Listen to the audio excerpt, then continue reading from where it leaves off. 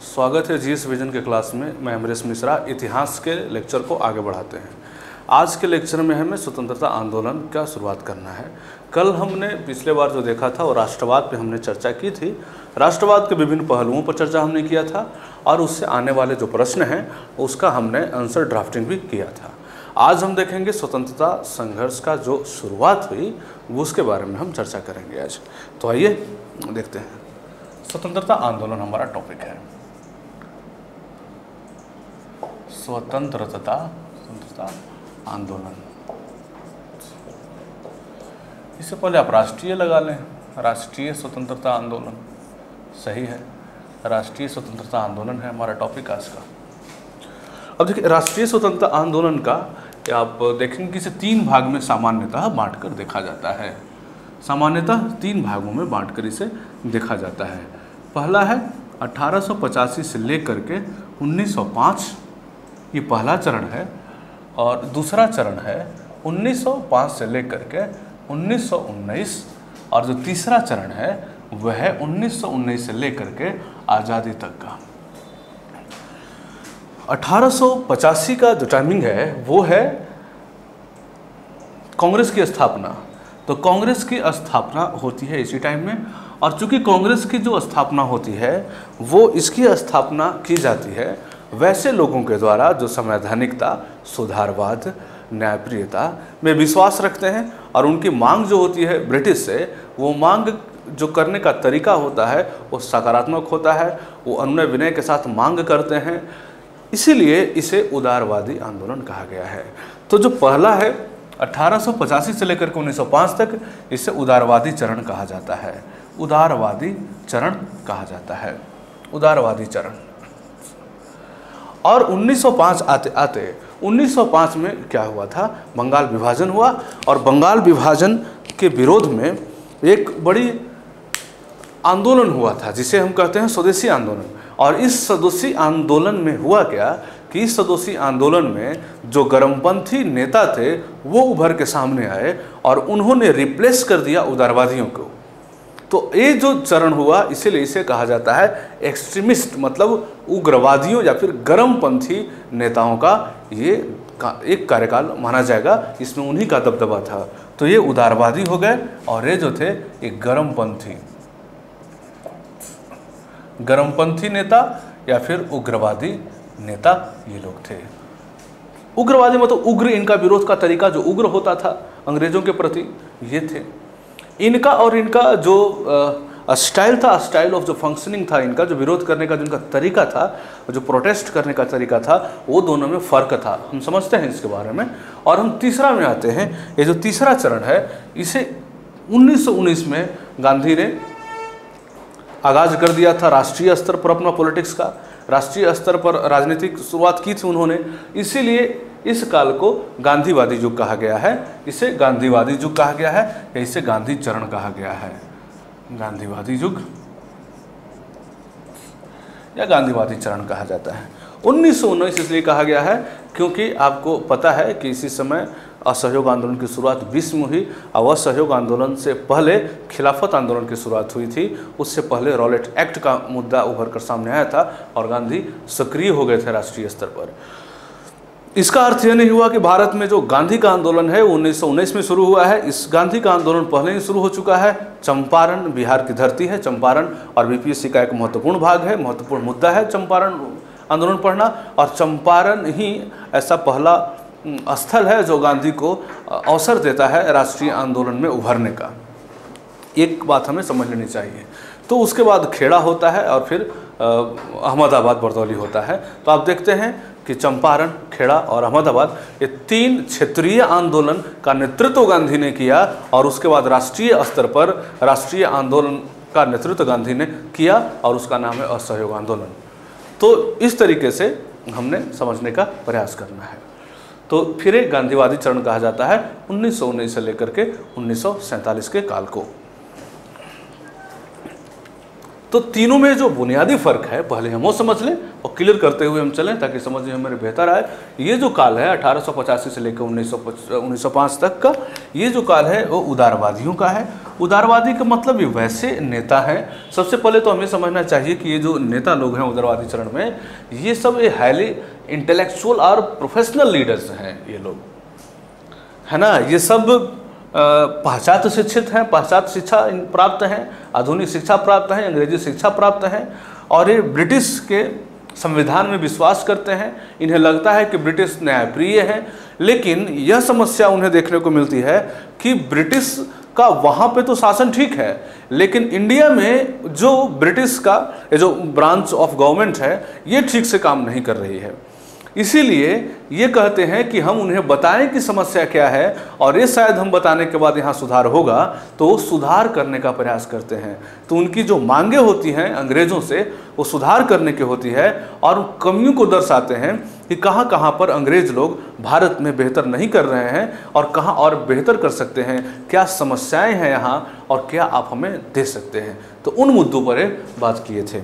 तो सबसे पहले इनका जो उदारवादी में क्या था कि ये जो नेता लोग होते थे वो सब प्रोफेशनल थे। प्रोफेशनल मतलब पेशेवर थे, तो ये लोग पेशेवर थे, पेशेवर लोग थे, नेता लोग पेशेवर थे, उदारवादी चरण के लोग पेशेवर थे। दूसरा, ये लोग व्यस्त भी थे। व्यस्त कैसे मैं बता रहा हूँ, ये लोग अपने अपने पेशा में व्यस्त थे, प्रोफेशन में व्यस्त थे। Some of them were advocates, some of them were doctors, teachers, professors, engineers. आप देखेंगे उसमें से ये थे पत्रकार भी कई लोग थे। इनके पास टाइम कम होता था फॉर पॉलिटिक्स। अब पत्रकार लोग भी थे तो अपने क्षेत्र में काम करते थे, चिकित्सक लोग अपने क्षेत्र में काम करते थे, तो इन्हें कम मौका मिलता था पॉलिटिक्स करने का। तो ये लोग साल भर एक्टिव नहीं होते थे, ये एक्टिव होते थे बहुत कम। और आपको पता है कि साल में एक बार इनकी मीटिंग होती थी, तो तिलक ने कहा भी था कि साल में एक बार मेढक की तरह टर्राने से कुछ थोड़ी ना होगा। तो ये लोग बैठते थे, और इनमें जो बैठने वाले लोग भी होते थे वो सब हाईली इंटेलेक्चुअल होते थे। वो सब बातचीत करते थे अपनी उच्च भाषा में और उच्च स्तर की, और वो बात करने के बाद एक प्रस्ताव पारित करते थे, और वो प्रस्ताव अंग्रेजों के सामने भेज देते थे। तो जो प्रस्ताव है उसी को प्रतिवेदन कहते हैं। प्रतिवेदन या आवेदन, आवेदन के माध्यम से विरोध एवं मांग रखते थे। और मांग क्या कहते थे? कहते थे कि भाई यहाँ की प्रेस की स्वतंत्रता, यहाँ की शिक्षा में सुधार, यहाँ कहते थे कि आपका जो गवर्नमेंट यहाँ पे चल रही है, जो यहाँ विधायिका है, उसमें भारतीयों की भागिता सहभागिता सुनिश्चित करें, और जो नंबर्स ऑफ इंडियन मेंबर्स है उसमें वो आप उसकी संख्या आप सुनिश्चित करें। भारत के लोगों को भी भागीदारी बनाएं यहाँ के शासन में। ये इनकी मांग होती थी, पहली बात। लेकिन एक कमी आपको यहाँ पर दिखेगा कि यहाँ पर सामान्य जनता को शामिल लोग नहीं करते थे। तो आंदोलन का जो जनाधार था वो सीमित था, आंदोलन का नेतृत्व भी सीमित था, और इसका जो विस्तार था वो विस्तार अधिक नहीं था। तो इसका विस्तार सीमित ही था, सामान्य लोग तक की बात नहीं पहुंच पाई थी। और इनमें इन्हें लगता था कि सामान्य लोग अभी इसके लिए तैयार नहीं है आंदोलन के लिए, इसीलिए वो अभी समझ नहीं पाएंगे वो लोग। ये इनका मानना था, ये कमी थी इसकी। लेकिन इसका मतलब यह भी नहीं था कि ये लोग जनता के प्रति बिल्कुल संवेदनहीन थे। इन्होंने किसानों के मुद्दों को भी उठाया है। इन्होंने लगान कम करने की लगान कम करने की मांग की थी। इन्होंने लगान कम करने की मांग तो की ही थी, साथ में सिंचाई की व्यवस्था की भी मांग की थी, और आर्थिक मुद्दों पर भी ये लोग बोले थे। जैसे दादा भाई नौरोजी का poverty and un British rule in India नाम की किताब के माध्यम से उन्होंने आर्थिक चिंता भी व्यक्त की थी अंग्रेजों के द्वारा यहाँ पे जो किया जा रहा था, जिसमें ट्रेन ऑफ वेल्थ की कॉन्सेप्ट आया था सामने।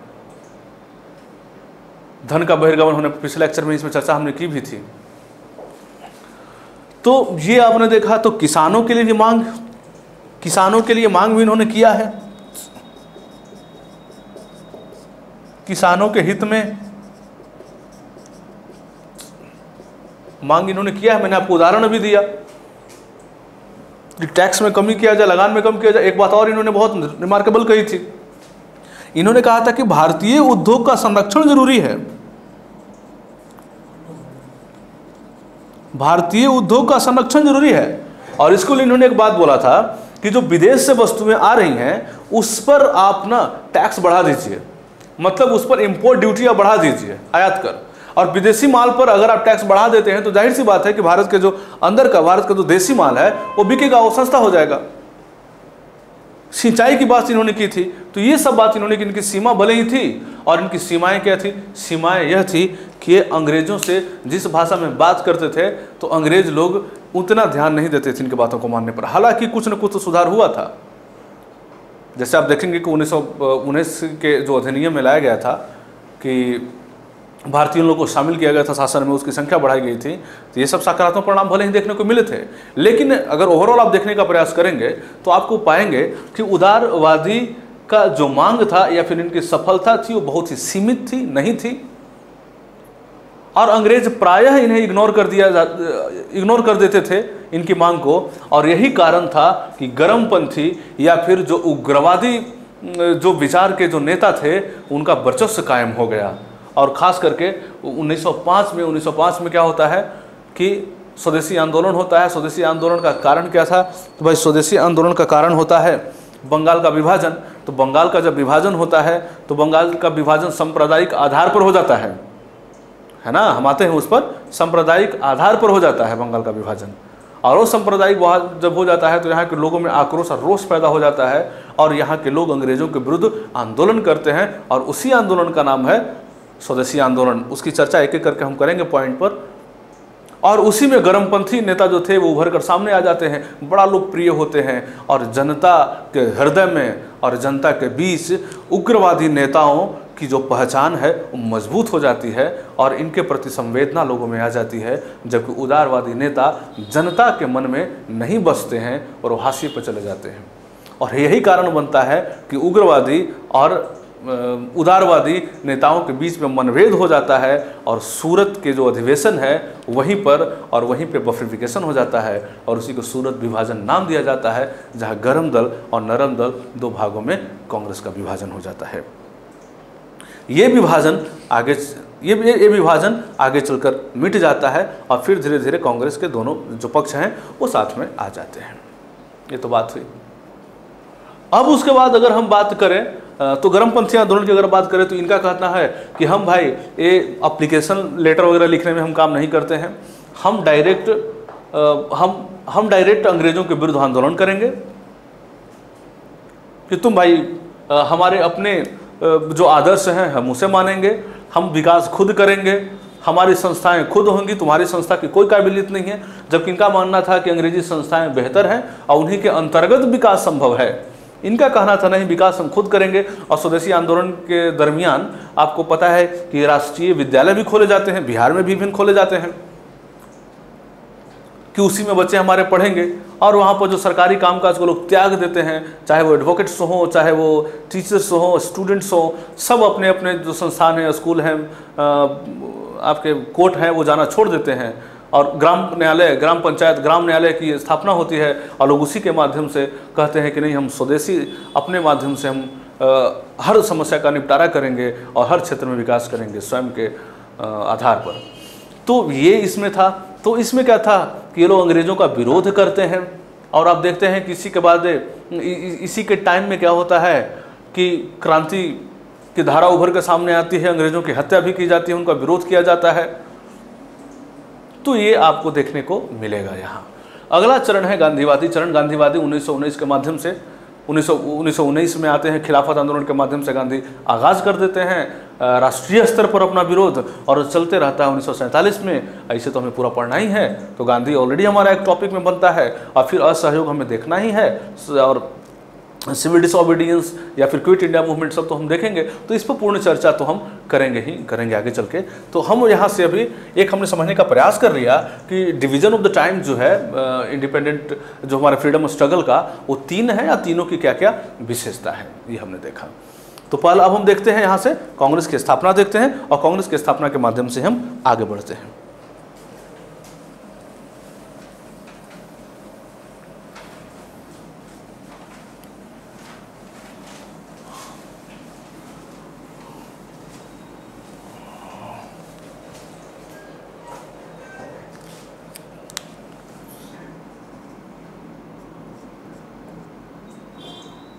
ठीक है, तो कांग्रेस की स्थापना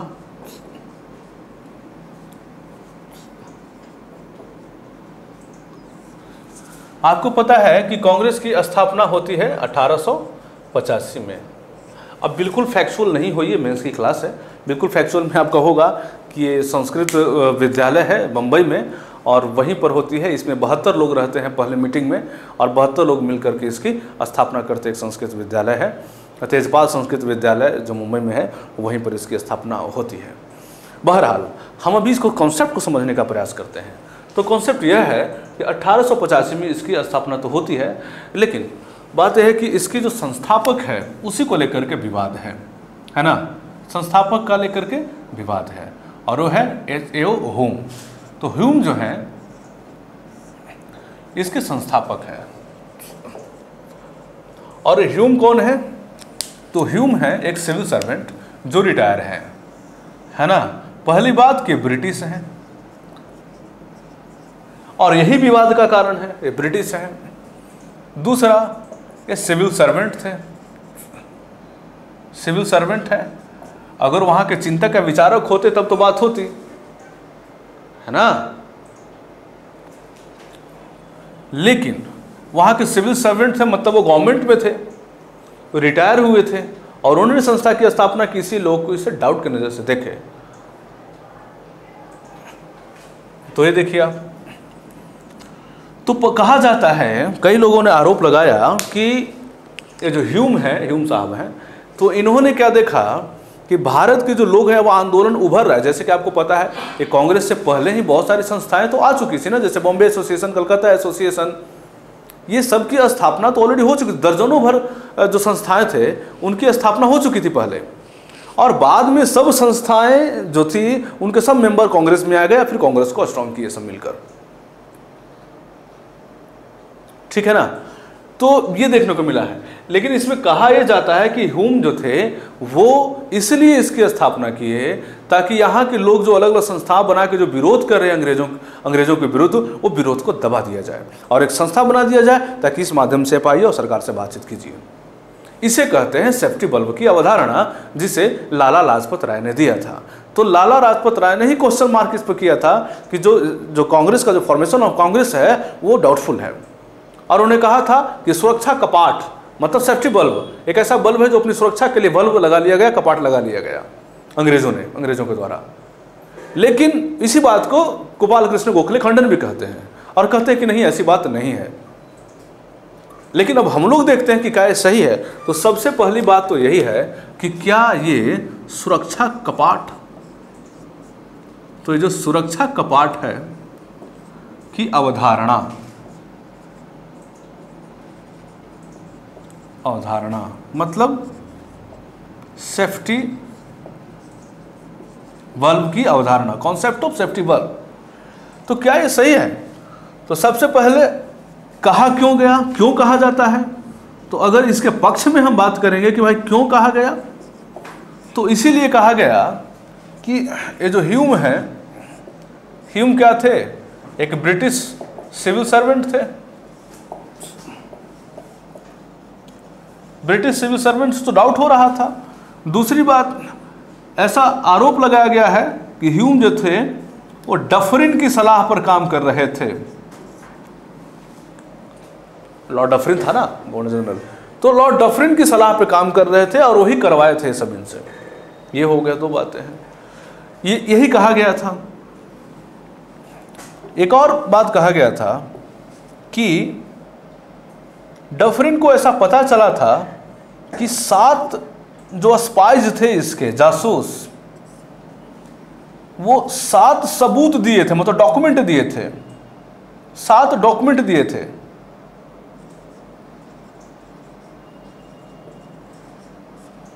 ठीक है ना, 7 पत्र दिए थे, डॉक्यूमेंट दिए थे, दस्तावेज दिए थे, डॉक्यूमेंट दस्तावेज।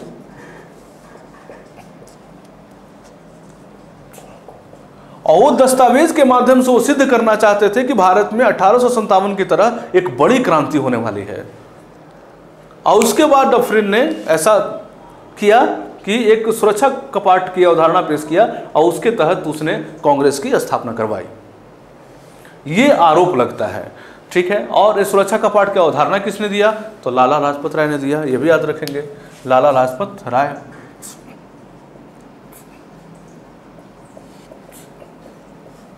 लाला लाजपत राय के द्वारा दिया गया है।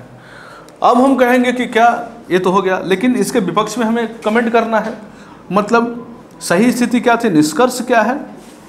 तो निष्कर्ष नहीं, ऐसी बात नहीं है। क्यों? इसका खंडन कैसे? कि ये डफरिन के सलाह पर काम कर रहे थे, इसका खंडन खुद डफरिन ने किया है। आगे चल के किताब एक लिखी थी, अब बोला नहीं, डफरिन के सलाह पर, हमारे सलाह पर कोई काम नहीं होता था, नहीं होता था, नहीं होता था। ये लिखा कौन था? ये ह्यूम जो है, ह्यूम का एक फ्रेंड है जो इनकी जीवनी लिखा है, उसने लिख दिया था, ये सोचकर कि कम से कम ब्रिटेन में ह्यूम के प्रति नेगेटिव इमेज न बने। कितना बड़ा आंदोलन के लिए एक संस्था वहां पर खड़ा कर दिया था इसने अंग्रेजों के विरुद्ध। इसलिए अब देखिए, दूसरा, ये जिस 7 जासूस और 7 दस्तावेज की बात किया जा रहा है, इसका नामो निशान कहीं नहीं मिला है आज तक, वर्तमान तक। ये तो कहीं भी लाइब्रेरी में पड़ा होना चाहिए था ना, तो न तो ब्रिटेन के किसी लाइब्रेरी में और न तो भारत की किसी लाइब्रेरी में ये देखने को मिला है, इसीलिए ये डाउटफुल है। तो ये जो दस्तावेज, 7 दस्तावेजों की बात की गई है, ये न तो ब्रिटेन, लंदन के किसी लाइब्रेरी में और न तो इंडिया की किसी लाइब्रेरी में बाद में कभी भी मिला है, इसलिए महज इसे एक अफवाह माना जाएगा। अब हम देखते हैं कि भाई कांग्रेस की जो स्थापना हुई, और कांग्रेस की स्थापना के पीछे कारण क्या था? तो कांग्रेस की स्थापना के पीछे कारण यह था कि भारत में भी अंग्रेजी को नीतियों के प्रति विरोध उभर कर सामने आ रहा था। तो हम देखते हैं कि ओरिजिनल कारण क्या थे इसके।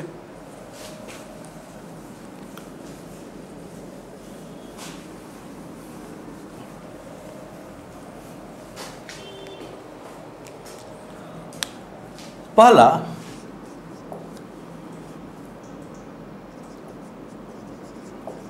आधुनिक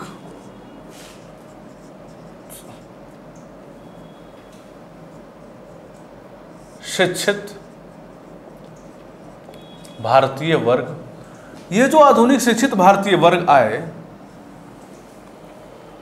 ये वहीं से पढ़कर आए, ब्रिटेन से पढ़कर आए, या फिर यहां भी वही शिक्षा पढ़े, तो ये उनके विचार के नज़दीक आए, उनके सिस्टम के नज़दीक आए। ये ब्रिटेन के बारे में उन्होंने स्टडी किया, उनको पता था कि वहाँ किस तरह की व्यवस्थाएं चलती हैं, लेकिन भारत में उस तरीके की व्यवस्थाएं ये नहीं देखे, तो इन्हें लगा कि इनकी कहनी कथनी और करनी में बहुत फ़र्क है, तो उसी तरीके का भारत में भी सुधार की मांग करते थे। इन्हें लगता था कि ब्रिटेन एक लोकतांत्रिक देश है और ब्रिटेन में संविधान है, ब्रिटेन में न्यायपालिका है, और उस तरह की संस्थाएं हमारे यहाँ भी फंक्शन करें, हमारे यहाँ भी लोगों को सभी तरह की सुविधाएं मिले, यहाँ पर एक्सप्लॉइट नहीं किया जाए, जो हमारी समस्या है वो मिले। और उन्हें लगता था कि हम अगर ब्रिटिश को बताएंगे वहाँ, तो यहाँ सुधार करवाएंगे, या फिर इन्हें जानकारी नहीं होगा यही, तो इनसे हम प्रतिवेदन के माध्यम से हमें बताएं।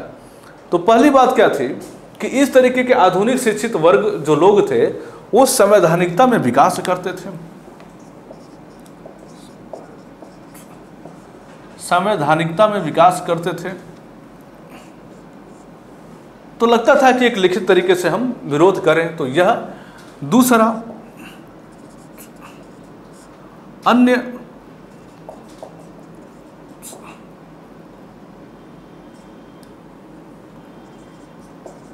संस्थाओं की स्थापना हो चुकी थी। जैसे मैंने आपको 2-3 नाम मुझे बताया, जैसे कलकत्ता एसोसिएशन, बम्बई एसोसिएशन, इनकी स्थापना हो चुकी थी। हालांकि अगर आपसे पूछा जाए कि आधुनिक भारत की सबसे जो पहली राजनीतिक पार्टी हो क्या थी, तो उसका नाम था लैंड होल्डर सोसाइटी या जमींदारी एसोसिएशन। तो लैंड होल्डर एसोसिएशन या लैंड होल्डर सोसाइटी हो गया, जो 1838 में उसकी स्थापना हुई थी, और यह जमींदारों की पार्टी थी। जमींदार लोग मिलकर अपने हितों के संरक्षण करने के लिए इसको इन्होंने बनाया था, और उसका नाम है लैंड होल्डर सोसाइटी, जो 1838 में हुआ था। वो भारत के सबसे प्रथम राजनीतिक पार्टी थी। तो आप देखें कि अन्य संस्थाओं की स्थापना हो चुकी थी अन्य क्षेत्रों में, जैसे बंगाल में, महाराष्ट्र में हो रही है स्थापना। तो प्रेरणा तो इन्हें मिल ही गई थी ऑलरेडी संस्थाओं की स्थापना से, लोग एकजुट हो ही रहे थे। उसके बाद एक हुए हैं, कांग्रेस की स्थापना फिर हुई है। दूसरा क्या हुआ कि 1857 के बाद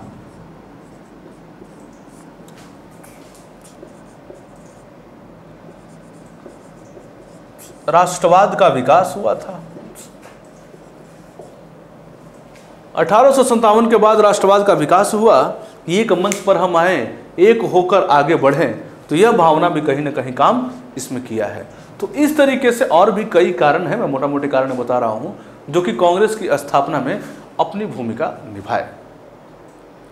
तो कांग्रेस की स्थापना भले ही इसमें भूमिका रही हो एक ब्रिटिश व्यक्ति का, लेकिन ये संस्थाओं शुद्ध रूप से स्वदेशी था। इसमें सारे लोग भारतीय ही थे और इसमें भारत के हितों की बात भी की जाती थी। हालांकि आरंभिक चरण में इसके जो बात करने का जो इनका तरीका था वो शांतिपूर्ण था और शांतिपूर्ण के साथ साथ संवैधानिकता था उसमें।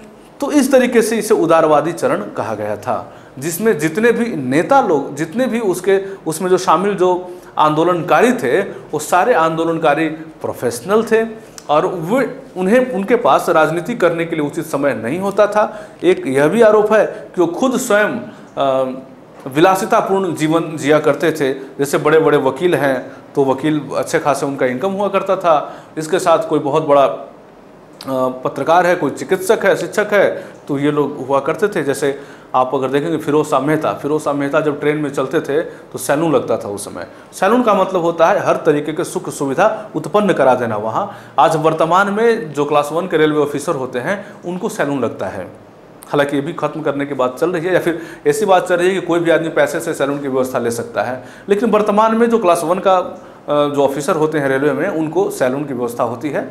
लेकिन उस समय आप समझ सकते हैं कि फिरोज शाह मेहता जो थे वो जब चलते थे ट्रेन से तो सैलून लगता था उनके लिए। तो ऐसे आंदोलनकारी थे। तो शुरुआती दौर में उन्हीं का वर्चस्व रहा था इसमें। तो ये हमने देखा कि कांग्रेस के स्थापना के पीछे का राज क्या था। तो आपने इस बात को देखना है कि क्या आप सुरक्षा कपाट का कॉन्सेप्ट से सहमत हैं तो नहीं सहमत हैं, क्यों कहा गया था तो आपने 2-3 पॉइंट बताना है, क्यों नहीं कहा गया है वो आपको बताना है, और फिर इसके वास्तविक जो कारण थे कांग्रेस के स्थापना के आप वो बताना है। अब आप देखेंगे कि इसका उद्देश्य क्या था, है ना, इसका उद्देश्य क्या था। तो कांग्रेस की स्थापना का उद्देश्य का सबसे पहला बात क्या था, इसमें आप देखेंगे कि भारतीय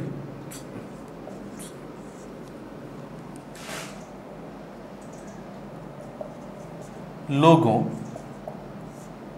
की सरकार में या विधायिका में प्रवेश या सहभागिता, ये सब शब्द आप याद रखेंगे तो मेंस में लिखने में काम आएगा आपको। सहभागिता पहला था। दूसरा, प्रेस की स्वतंत्रता, प्रेस की स्वतंत्रता की भी लोग वकालत करते थे। तीसरा, आर्थिक सुधार की बात इन्होंने की थी। आरसी दत्त बीच में नेता थे कि दादा भाई नौरोजी, बदरुद्दीन तैयब जी, रमेश चंद्र दत्त, आरसी दत्त बीच में थे, बदरुद्दीन तैयब जी थे, इसमें फिरोज शाह मेहता थे और आगे चल के इसमें गोपाल कृष्ण गोखले भी शामिल हुए थे। ठीक है, आर्थिक सुधार की बात किए थे। आर्थिक सुधार की बात अगर होगी तो आप दादा भाई नौरोजी के नाम जरूर याद रखेंगे और इनको जरूर आप शामिल करेंगे, दादा भाई नौरोजी को, और एक आरसी दत्त को भी जरूर लिखेंगे, रमेश चंद्र दत्त, इनकी भी भूमिका है सब किताबों के माध्यम से। और हाँ, गोपाल कृष्ण गोखले को भी, गोपाल कृष्ण गोखले, मैं खाली गोखले लिख दूँ चलेगा ना, गोखले, गोपाल कृष्ण गोखले। और एक गोखले जो थे वो गांधी जी के राजनीतिक गुरु भी थे, है ना। तो आप कैसे देखेंगे, गोखले साहब हैं और गोखले के शिष्य गांधी जी, गांधी के शिष्य कौन है, विनोबा भावे, विनोबा के शिष्य कौन है, जयप्रकाश नारायण के शिष्य कौन है। तो फिर बिहार में आ जाइए कि बिहार में लालू, नीतीश, रामविलास पासवान, जॉर्ज फर्नांडिस, ये सब उनके शिष्य हैं। तो इस तरीके से चैन जुड़ता हुआ चला आया है, ये सब गांधीवादी विचारधारा के हैं। तो इस तरीके से आप देखेंगे कि आर्थिक सुधार में दादा भाई नौरोजी हैं, आरसी दत्त, गोखले, इन सब की भूमिका है। इन सब अपने लेखों के माध्यम से काफ़ी चीज़ों को हाईलाइट किया था। किसानों।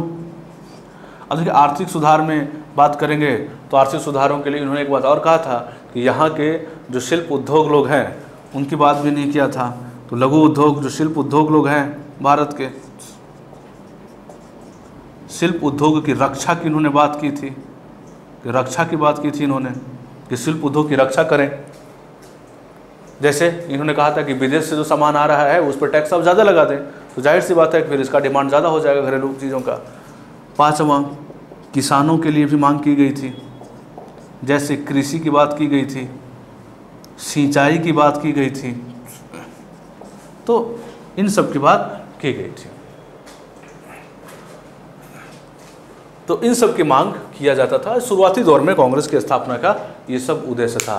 देखिए एक नाम था स्वशासन। तो स्वशासन का मतलब यह आप नहीं समझें कि बिल्कुल आज़ादी की बात की गई थी। शुरुआती दौर में स्वशासन का मतलब था कि यहाँ का जो सरकार रहेगी वहाँ पर वो तो उन्हीं की रहेगी, ब्रिटिश ही रहेगी, लेकिन उसके अंदर भारतीय लोगों को शामिल करना, ये स्वशासन का अर्थ था शुरुआती दौर में। इवन शुरुआती दौर में गांधी जी भी जब शुरुआती दौर में जब बात किए गए थे तो इसी को आधार बनाकर किए थे। तो स्वशासन तो था, एक को भी शामिल करेंगे स्वशासन, लेकिन स्वशासन का यही अर्थ था शुरुआती दौर में। ये कांग्रेस का उद्देश्य था। कांग्रेस की स्थापना हम देखे थे कि कांग्रेस की स्थापना के क्या कारण थे और उसका उद्देश्य क्या थे। अगर हम उसके प्रभाव की बात करें तो जल्दीबाजी हो जाएगा, क्योंकि कांग्रेस की स्थापना जो है आज़ादी तक के कांग्रेस तो चले ही हैं, और हालांकि उसके स्वरूप में आगे चल के परिवर्तन हो गया, अब तो भारतीय राजनीतिक पार्टी हो गई है, लेकिन आज़ादी तक की उसकी भूमिका आंदोलनकारियों का एक संगठन के रूप में होगा। तो कांग्रेस की स्थापना होने के बाद सबसे जो सकारात्मक बात यह हुई कि यह एक प्लेटफॉर्म मिल गया कि सारे नेता लोग एक प्लेटफॉर्म पर आ करके अपनी बातों को आगे रखेंगे और इस आंदोलन को आगे बढ़ाएंगे। तो राष्ट्रीय आंदोलन की शुरुआत हम मानते हैं कि इसकी स्थापना के साथ हुई। तो कम से कम कांग्रेस की स्थापना होने के बाद यह एक सबसे बड़ा परिवर्तन आया कि अब जो बिखरा हुआ आंदोलन था उसको एक मंच मिल गया, और मंच के माध्यम से अपनी मांग को आगे बढ़ाया, और फिर अपने अंदर जो विभिन्न प्रस्ताव आता था उससे कि इस बार हमें किस चीज़ पर मांग रखनी है, और उसको प्रस्ताव को प्रस्तुत किया जाता था और फिर प्रस्ताव को पास करके अनुमोदन करके उसे आगे बढ़ाया जाता था। तो इसका बहुत ही सकारात्मक प्रभाव रहा है और इसकी निर्णायक भूमिका निभाई गई है। और आपको पता है कि अन्य भी संस्थाएं तो थी, समानांतर रूप से चल रही थी भारतीय राष्ट्रीय आंदोलन में, लेकिन जो कांग्रेस जो थी वो मेन स्ट्रीम में थी। इसीलिए भारतीय आज़ादी में इसकी भूमिका महत्वपूर्ण ही नहीं बल्कि निर्णायक है। तो कांग्रेस एक ऐसा मंच तैयार हो गया जहां जितने भी आंदोलनकारी थे, जितने भी स्वतंत्रता संघर्ष में लड़ने वाले लोग थे, वो सब एक मंच पर आ गए। और इसी मंच पर हालांकि उनके विचारों में भिन्नता रही थी, कोई उग्र विचार के थे, कोई साम्य विचार के थे, कोई किसी तरह आगे चल के आपने देखेंगे कि जो कम्युनिस्ट पार्टी के लोग हैं वो भी कांग्रेस में शामिल होते हैं, जो दूसरे विचारधारा के लोग हैं वो भी शामिल होते हैं। तो इस तरीके से एक बड़ा जनाधार होते चला गया कांग्रेस का। और जब गांधी की इसमें लीडरशिप आई तब तो कांग्रेस एकदम गांव के दरवाजे तक पहुंच गई थी। इस तरह से एक बहुत बड़ा संगठन कांग्रेस बना और अंग्रेज़ों को सत्ता से बाहर करने में महत्वपूर्ण भूमिका निभाई। अब हम देखते हैं इसी के आगे की कड़ी की एक महत्वपूर्ण आंदोलन जिसे हम स्वदेशी आंदोलन कहते हैं।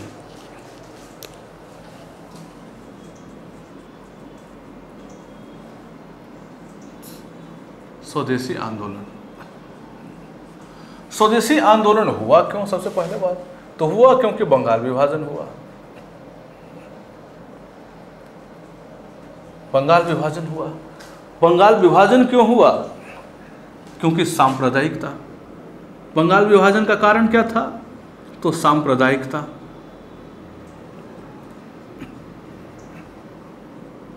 सांप्रदायिकता को बढ़ावा देना, सांप्रदायिकता को बढ़ावा देना अंग्रेज चाहते थे, बढ़ावा देना।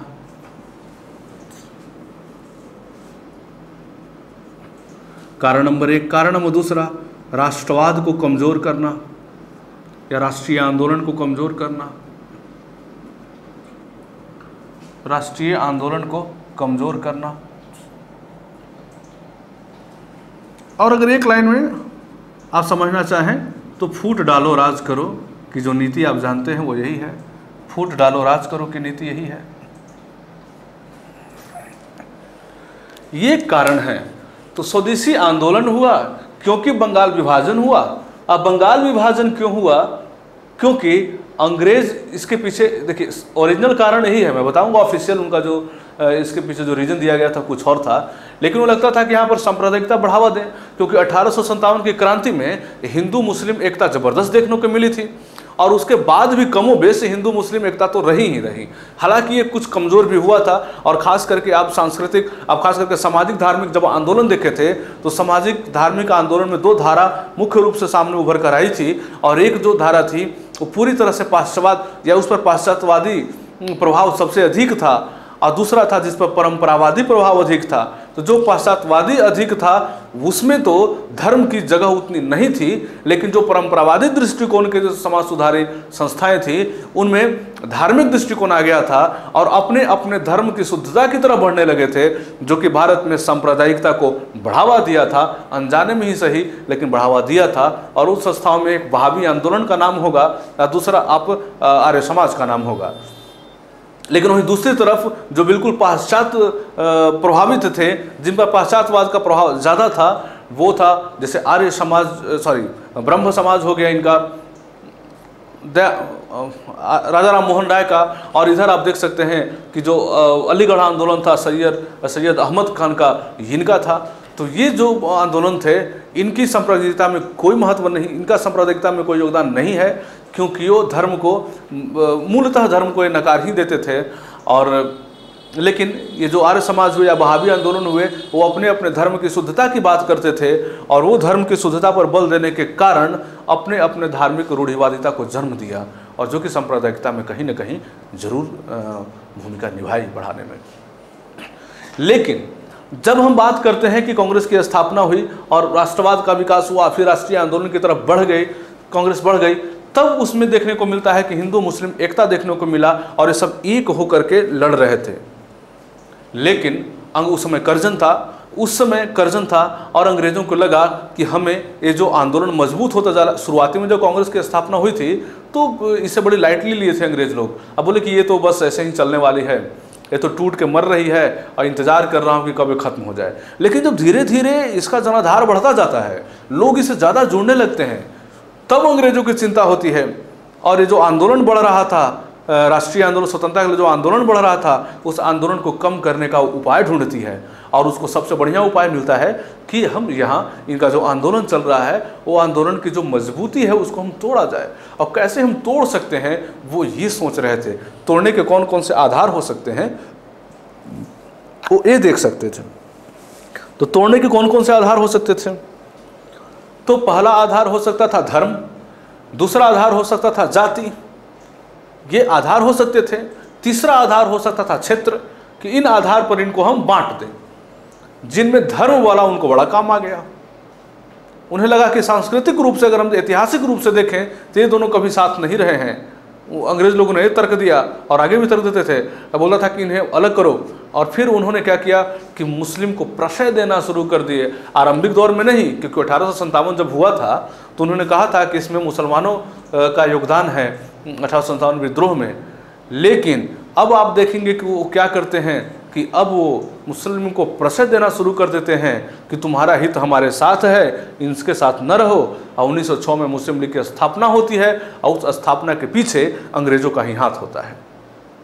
और कहते हैं कि मुसलमानों का हित हिंदू बहुल लोगों के, हिंदू जो मेजोरिटी है उसके साथ कभी नहीं हो सकता, बल्कि आपका जो इंटरेस्ट है, जो हित है, वो ब्रिटिश के साथ रहने में ही हो सकता है। और इस बात को, इस कॉन्सेप्ट को उनके दिमाग में डाल करके वो भारत में सांप्रदायिकता का विकास कर दिया, भारत में फूट डाल दिया। और ये फूट डालने के बाद फिर आगे चल के कभी भी हिंदू मुस्लिम एकता देखने को नहीं मिली। और आप जानते ही हैं कि भले ही अंग्रेजों के विरुद्ध भारत में आंदोलन तेज हो रहा था और ये तेज होते धीरे धीरे अंग्रेजों को यहाँ से भागने पर विवश कर दिया और भारत को स्वतंत्रता तो मिली, लेकिन विभाजन के जख्म के साथ। और जो विभाजन हुआ और विभाजन का बीज यहीं बोया गया था, और इसलिए बोया गया था ताकि ये लोग एक न रहें और इनकी जो एकता रहे वो खंडित हो जाए। और यही एकता जो खंडित हुई वो इतना खंडित होती चली गई कि आगे चल के विभाजन का ही रूप ले लिया। तो हम ये देखें कि सांप्रदायिकता को बढ़ावा देना पहला कारण था इसका, मैंने आपको पूरा एलाबोरेट किया इसको। दूसरा था राष्ट्रीय आंदोलन को इनफैक्ट कमज़ोर हो ही जाएगा, क्योंकि जब ये दो भाग में बट जाएंगे तब तो इनका पूरा फोर्स उधर लग जाएगा ना।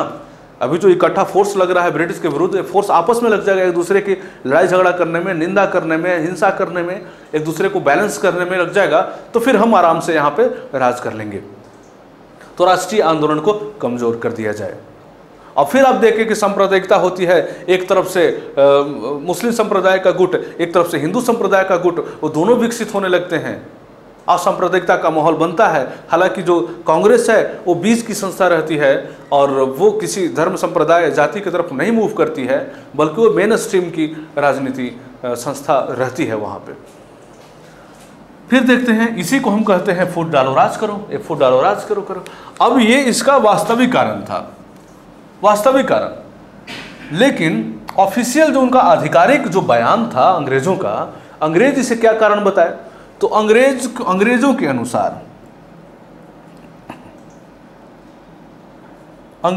अनुसार कौन सा कारण था, तो अंग्रेजों के अनुसार उनका कहना था कि हम प्रशासनिक सुविधा के लिए कर रहे हैं, प्रशासनिक सुविधा के लिए कर रहे हैं। लंबा विस्तृत क्षेत्र है, बड़ा प्रदेश है, इसको हम दो भाग में बांट दे रहे हैं ताकि हमें प्रशासन करने में बेहतर हो। यहाँ ये कहा था उन्होंने। लेकिन प्रशासन में जो आप डिवाइड कर रहे हैं, तो जो क्षेत्र दिख रहा है उसी के आधार पर लोग समझ में आ गए कि जो विभाजन का आधार आपका क्या है। जैसे विभाजन कैसे किया गया था, देखिए विभाजन हुआ था, जैसे बंगाल है तो दो तरफ हुआ, एक पूर्वी बंगाल और एक पश्चिमी बंगाल, यही डिवाइड हुआ था। पूर्वी बंगाल में कौन से क्षेत्र को रखे गए थे, एक था चटगांव, दूसरा ढाका और तीसरा मिदनापुर। ये तीनों जो है ना, ये मुस्लिम बहुल क्षेत्र थे, यहाँ पर मुसलमानों की आबादी अधिक थी। और दूसरे तरफ पश्चिम बंगाल में कौन है,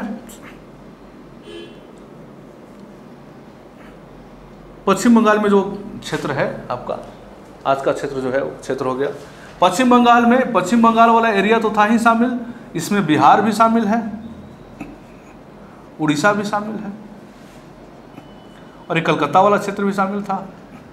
ये सब क्षेत्र शामिल था इसमें, है ना।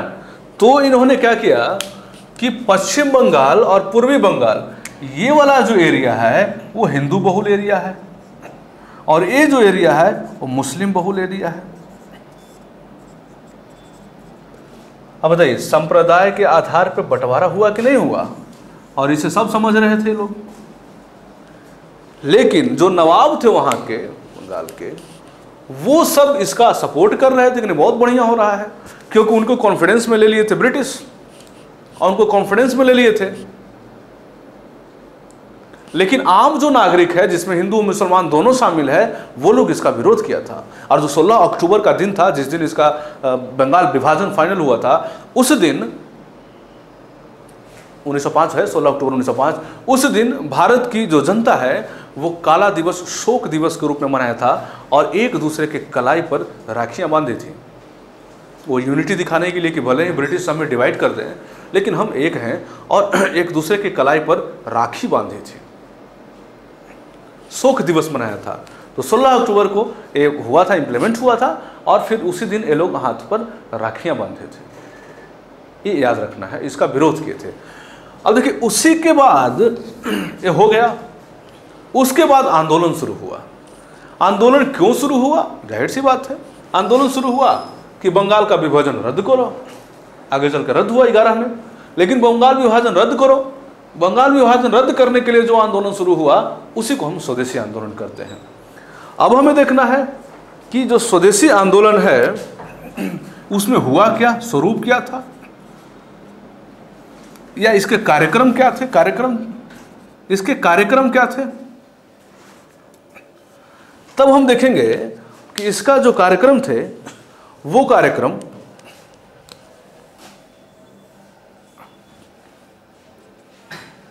बहिष्कार की नीति अपनाई गई थी। बहिष्कार करिए, किसका बहिष्कार करिए?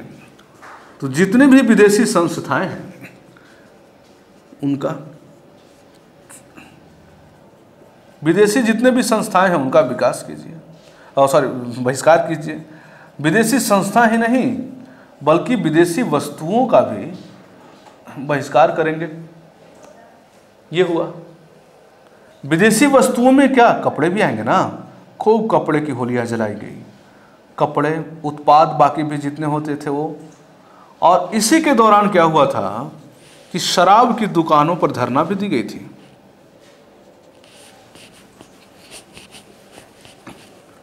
तो ये हुआ। अब और इसके बहिष्कार में हुआ। अब इसमें कुछ सकारात्मक चीजें भी हुई, और सकारात्मक चीजें क्या हुआ कि देशी विद्यालय या शिक्षण संस्थान जिसे हम कहते हैं वो कहें, देशी शिक्षण संस्थाओं की स्थापना हुई।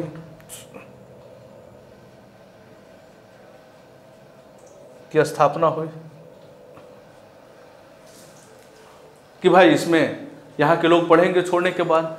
तो संस्थाएं जब कहें विदेशी संस्थाएं, तो विदेशी संस्थाओं में आएगा कॉलेज, स्कूल, कोर्ट, न्यायपालिका जो है न्यायालय वो भी।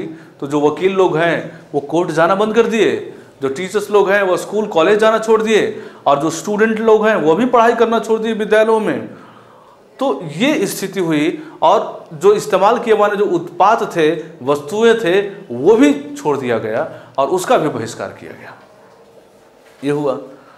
अब देखिए ये जो बहिष्कार की नीति है ना, यही बहिष्कार की जो नीति है वो कांग्रेस में फ्रैक्शन किया, क्योंकि उदारवादी लोग का कहना था कि विदेशी वस्तुएं या संस्थाओं का बहिष्कार करना तो ठीक है, लेकिन विदेशी वस्तुएं के बहिष्कार क्यों कर रहे हैं? कपड़ों की होली जलाया जाना, ये सब तो बर्बादी है, ये सब क्यों किया जा रहा है? घाटा तो इसमें भारतीय लोग का ही है ना। एक बात। दूसरा कि जो एक कार्यक्रम हो रहा है ना, तो एक कार्यक्रम बंगाल से बाहर, आपको पता है कि बंगाल, बिहार, आपको महाराष्ट्र, मद्रास, इन सब क्षेत्रों में हुआ है ना। तो बंगाल से बाहर के प्रश्न पर भी समस्या हुई, क्योंकि जो उग्रवादी नेता थे या गर्म पंथी जो थे, गर्म दल के जो नेता थे, गर्म विचार के, उनका कहना था कि जो आंदोलन हो वो बिहार से बाहर हो, बंगाल से बाहर हो, और वो आंदोलन को बंगाल से बाहर भी लेके चलेगा, मतलब बंगाल में भी हो। इनफैक्ट उनका कहना था कि जो विरोध हम कर रहे हैं, इस विरोध के जनाधार को हम बढ़ाएं, और जहां जहां विरोध संभव हो वहां वहां विरोध करें, क्योंकि हमारा जो उद्देश्य है वो अंग्रेजों का विरोध करना है, और जहां जहां रहेंगे हमारे क्षेत्र में वहां वहां हम करेंगे। लेकिन वहीं जो उग्रवादी लोग थे कांग्रेस के, उदारवादी जो लोग थे, उनका मॉडरेट लोग उदारवादी, उनका कहना था कि नहीं, समस्या बंगाल की है तो आंदोलन भी बंगाल में हो। बंगाल विभाजन हुआ है ना, तो ये आंदोलन बंगाल तक सीमित होनी चाहिए, इसे बाहर क्यों ले जा रहे हैं? यही सब जो समस्या थी और यही सब कुछ मुद्दे थे, जिसके बाद गर्म दल और नरम दल में विभाजन हो गया था। अब समझिए कि स्वदेशी आंदोलन का कार्यक्रम क्या था, तो बहिष्कार करेंगे हम। बहिष्कार में क्या करेंगे? विदेशी संस्थाओं का बहिष्कार, विदेशी वस्तुओं का बहिष्कार, कपड़ों का विस्तार, और विदेशी संस्थाएं में क्या आएंगे? शिक्षण संस्थान, न्यायालय संस्थान, ये जितने भी हैं ये सब का बहिष्कार किया जाएगा। बंगाल से बाहर भी आंदोलन हुआ, बंगाल में भी इसका आंदोलन हुआ, और जैसे रविन्द्रनाथ टैगोर भी इसमें रहेंगे, देखने को मिलेंगे। बिहार के क्षेत्र में भी आंदोलन हुआ, बंगाल के क्षेत्र में भी हुआ, और बंगाल में हुआ, पंजाब में भी हुआ। पंजाब में खास करके आप देखेंगे कि इसमें लाला लाजपत राय हैं, अजीत जो थे वो इसमें थे, अजीत सिंह इसमें थे। वहीं आप अगर महाराष्ट्र में जाएंगे तो महाराष्ट्र में देखेंगे कि पी मित्रा वहाँ पर हैं। तो ये सब इसमें शामिल थे। तो ये पूरा स्वदेशी आंदोलन का ये खाका रहा। स्वदेशी आंदोलन का अगर हम प्रभाव देखेंगे तो प्रभाव यह रहा कि आगे चल के फिर बंगाल जो विभाजन था, बंगाल विभाजन को रद्द कर दिया गया अंग्रेज़ों के द्वारा। और एक बात और है कि ये हिंदू मुस्लिम यूनिटी को फिर से कायम किया। क्यों? क्योंकि ये समस्या दोनों की थी। लेकिन एक बात तो हमेशा ध्यान रखना है कि स्वदेशी आंदोलन में हुआ क्या कि धार्मिक नारा दिया जाने लगा, है ना, धार्मिक नारा दिया जाने लगा। और इसी में आपको पता होना चाहिए बंकिम चंद्र चटर्जी के द्वारा जो राष्ट्रीय गीत है वो इस पर काफ़ी गाया जाने लगा और वो गीत बन गया था। उनके द्वारा रचित गीत जो है वो इस समय लोगों के जुबान पर हो गया था। और वंदे मातरम का वो गीत है, ये जुबान पर हो गया था, सब लोग इसी गाते गुनगुनाते रहते थे और ये नारा बन गया था। और आप देखेंगे कि जैसे तिलक इसमें हो तो तिलक ने भी नारा दिया था। तो सब लोग धार्मिक नारा इसमें शामिल होने लगा। और ये धार्मिक जब नारा शामिल इसमें होने लगा तो कहीं ना कहीं मुसलमान जो लोग थे, मुस्लिम नेता थे, वो अपने आप को इस आंदोलन से अलग करने लगे, क्योंकि उन्हें लगा कि ये तो धर्म का प्रयोग हो रहा है इस आंदोलन में। तो ये क्या हुआ कि ये जो धर्मनिरपेक्षता थी उसे थोड़ा कमज़ोर किया है। लेकिन फिर भी इसका सकारात्मक परिणाम रहा कि अंग्रेज़ों का एक विद्रोह, अंग्रेज़ों को ऐसा लगा कि हमारे खिलाफ एक समुचित विद्रोह हो रहा है। और दूसरी बात कि जनमानस में अंग्रेज़ों के विरुद्ध लहर उठने लगी और एक कॉन्फिडेंस आया, क्योंकि सामान्य जनता में ऐसा लगा था कि अंग्रेज़ों के विरुद्ध जो आंदोलन हुआ था वो शिथिल पड़ गया था। लेकिन 1857 के बाद पहली बार स्वदेशी आंदोलन में ऐसा हुआ कि एक क्रांति उभर कर सामने आई। और फिर आप देखते हैं कि क्रांतिकारी दल उभर कर सामने, क्रांतिकारी नेताएं उभर कर सामने आए। 1900 आप देखेंगे कि 8 में यहाँ मुजफ्फरपुर में बम कांड होता है और उसमें खुदीराम बोस को पकड़ लिया जाता है, आगे चल के फांसी भी दे दी जाती है। और प्रफुल्ल चाकी वो तो आत्महत्या कर लेते हैं पकड़े जाने के डर से। तो ये सब क्रांतिकारी घटनाओं की भी शुरुआत यहीं से हो जाती है। तो ये रहा स्वदेशी आंदोलन के बारे में चर्चा हमारा अभी। और जो इसके बाद जो हमारा जो लेक्चर होगा वो और आगे बढ़ेंगे और हम चंपारण की बात करेंगे। चंपारण के बाद खिलाफत आंदोलन और खिलाफत के बाद असहयोग आंदोलन की बात करेंगे। इस तरीके से हमारा लेक्चर आगे बढ़ेगा। आज के लेक्चर में इतना ही। Thank you.